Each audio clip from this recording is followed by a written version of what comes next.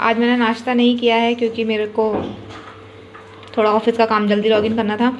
तो मैं ये बनाऊंगी चाट, जो भी बोलो इसको। इसमें मैं लाऊंगी प्याज, खीरा, टमाटर। नींबू की ज़रूरत तो नहीं है, वैसे भी इसमें काफ़ी मिर्च है तो मैं इसमें कोई बाहर से चाट मसाला वगैरह नहीं डालूंगी। बस इन्हें मिक्स करूंगी और खा जाऊंगी। क्योंकि लाल वाली जो आलू भुजिया होती है उसमें ऑलरेडी काफ़ी मिर्च होती है, तो मुझे इसमें हरी मिर्च की बिल्कुल ज़रूरत नहीं थी। और मैंने सोचा कि अगर रिद्धि आ गई तो उसके हिसाब से भी ये ठीक रहेगा।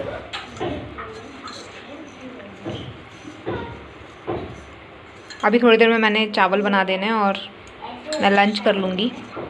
फ़िलहाल के लिए ये काफ़ी है। और रिद्धू को सुलाने के बाद मैं अपने लिए चाय बनाऊँगी। चाय तो मैं तभी पीऊँगी जब मैं उसको सुला दूँगी। मैं हड़बड़ाहट में चाय नहीं पीना चाहती। रिद्धू को सर्दी जुकाम है तो वो अपनी दादी के साथ डॉक्टर पे गई है। मैं उसको ले जाती मगर मेरे पास इतना टाइम नहीं था।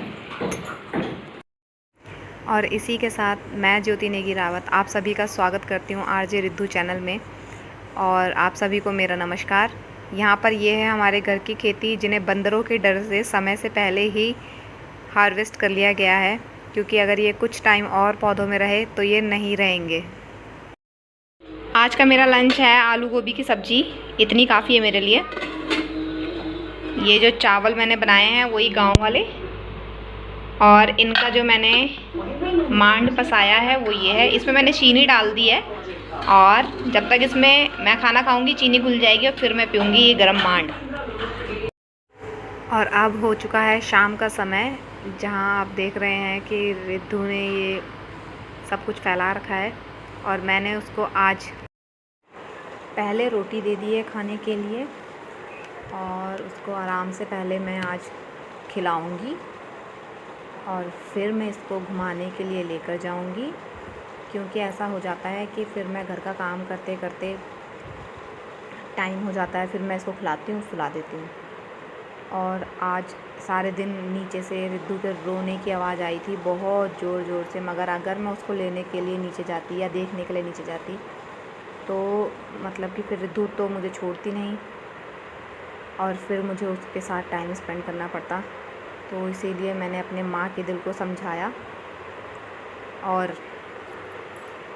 मैंने जल्दी जल्दी अपने काम पे फोकस किया कि मैं अपने ऑफिस का काम जल्दी ख़त्म करूँगी, फिर मैं उसको अपने साथ ले आऊँगी। तो मैं 4 बजे रिद्धू को अपने साथ ले आई थी, हालांकि वो गई भी कुछ 2:30-3 बजे थी।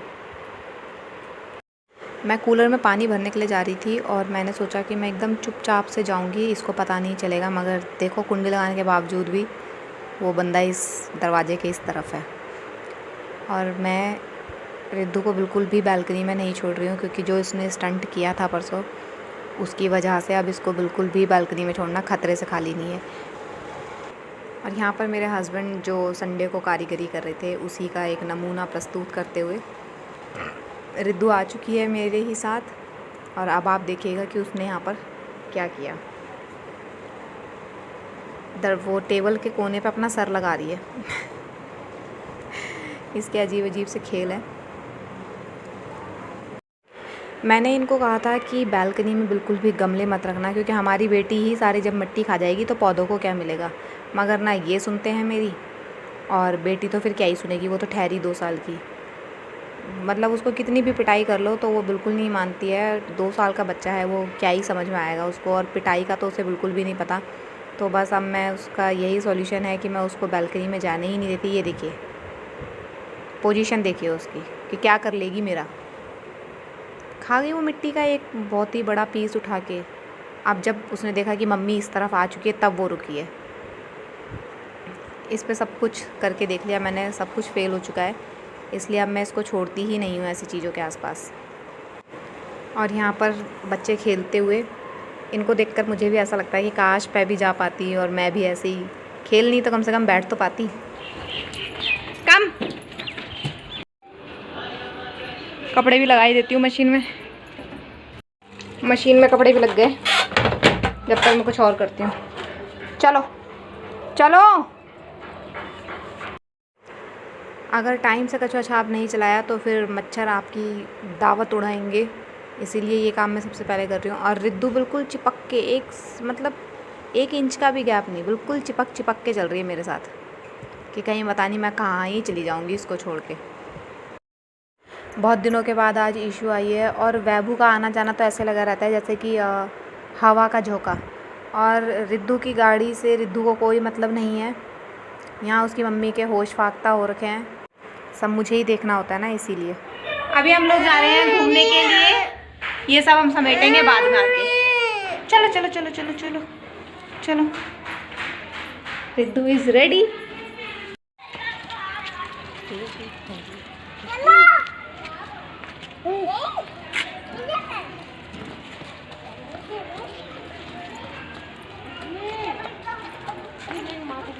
देख रही है वो कि मम्मी आ रही है कि नहीं आ रही।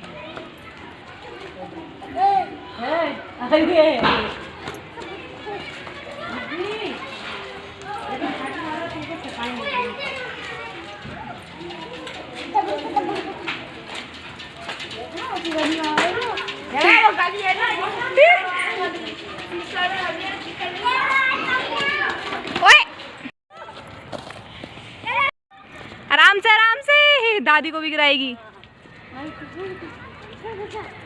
चलो रिद्धू, कम गिव मी योर हैंड। चलो चलो उधर चलो। ओए कम। मिट्टी के ढेर के पास से रिद्धू को लेकर आना मुश्किल ही नहीं, नामुमकिन है। ये लड़की वहाँ से आने के लिए तैयार ही नहीं होती। वहाँ दुनिया भर की मिट्टी है ना,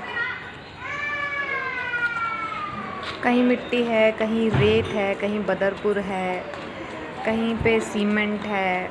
मतलब मेरे को तो कहीं भी चैन नहीं है इस लड़की के साथ। देखो अब ये रेत पे मत खेलो भाई, ये इसकी स्पीड देखिए। यहाँ मतलब ये तो चलती हुई जो ज़मीन पे मिट्टी है वो भी इसको चाहिए। चलो कम, चलो चलो चलो।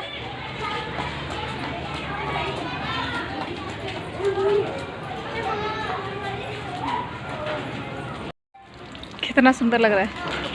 चलो चलो चलो चलो चलो। आंटी गाय के लिए डाल रही हैं वो खाना। चलो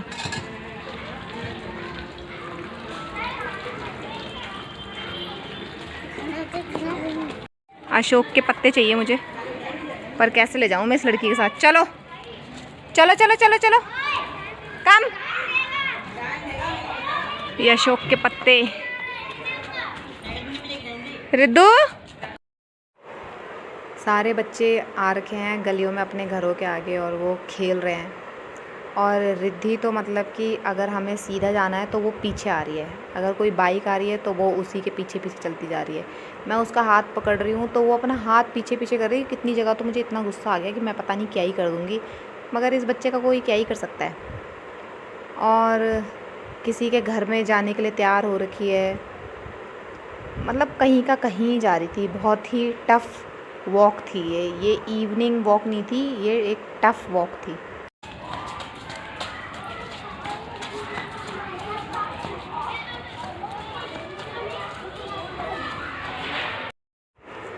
जब रिद्धि चलती नहीं थी तो मैं सोचती थी ये कब चलेगी कब चलेगी, और अब ये चलती है तो मैं सोचती हूँ ये थोड़ा रुक जाए, थोड़ा सा रुक जाए। मगर पर ठीक है, चलो जो चाहा वो तो मिल ही गया, लेट ही सही। मगर वहाँ पूरी गलियों में मेरी ही आवाज़ गूंज रही थी, क्योंकि प्राची, अक्षरा और वैभू बिल्कुल आगे आगे चल रहे थे और मैं इनको आवाज़ लगा रही थी कि मेरे साथ चलो, मेरे साथ थक चुकी है, इसलिए रिद्धू अपनी मम्मी की गोदी में आ गई है। अब हम लोग घर जा रहे हैं लड़कियों। चलो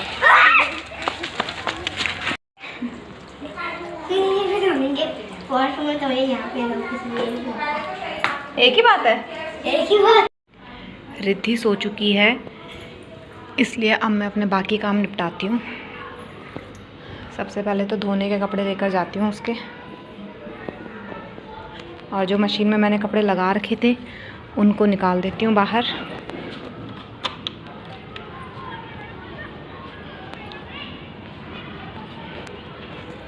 मगर इससे पहले ये खिड़की बंद करनी है मुझे।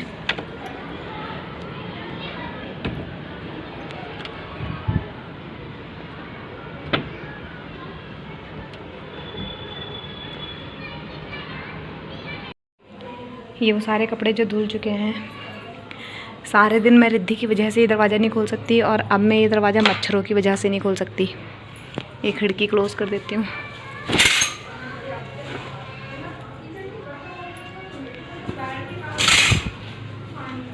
ये पैक हो चुका है। किचन की लाइट जला देती हूँ, थोड़ा ज़्यादा अंधेरा हो गया।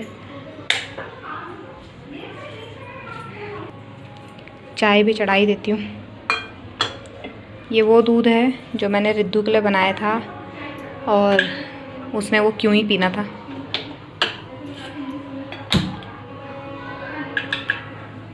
जब तक चाय बन रही है तब तक मैं ये खिलौने समेट देती हूँ।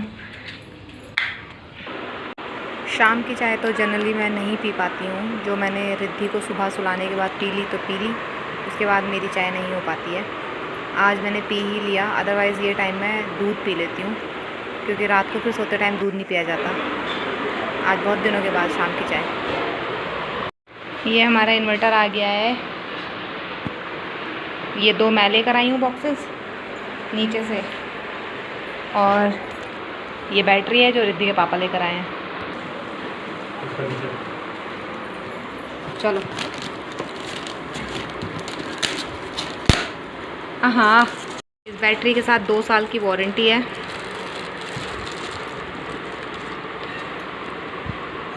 अब हमारे उस्ताद साहब बैटरी को एग्ज़ामिन करते हुए। हाँ जी उस्ताद, सब ठीक?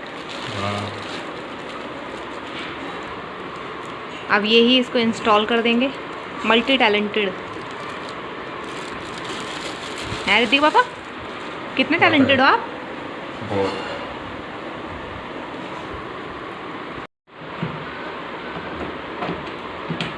कल रात कितने बजे से लाइट नहीं थी?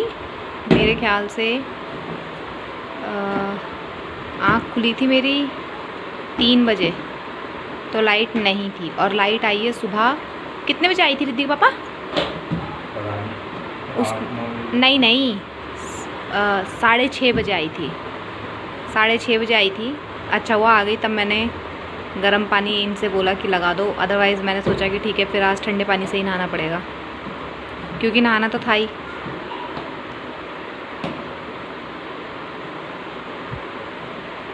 इसके ये पहिए आए हैं मगर इनमें लॉक नहीं है, तो हम इन्हें कहीं और यूज़ करेंगे, क्योंकि इन्वर्टर तो हम टेबल पे रख देंगे।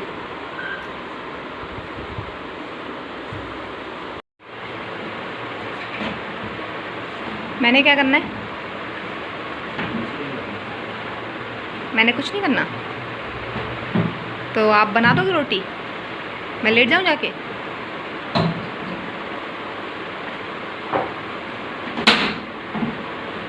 अब क्या हो गया?